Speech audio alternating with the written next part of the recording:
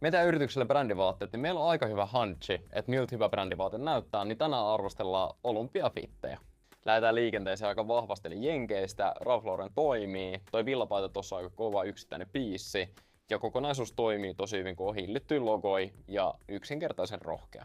Brasilia, nyt on sitä rohkeutta. Kokonaisuus tosi hyvää, ei ole mitään suuria logoja näyttävillä, mutta ne leikittelee eri väreillä ja muodoilla. Kattokaa nyt tätä, onhan toi sairaan näköinen. Ja sit rakas Suomi. Luudan kanssa yhteistyö, tosi ikoninen yhteistyö. Overall näyttää tosi suomalaiselta koko setti. Takki ehkä ei niin rohkea mitä olisi toivonut. Ja noin logot, ne on niin isoja, huutaa oikein, että se on luhtaa. No toki hyvä yhteistyö, mutta ehkä noin isolla.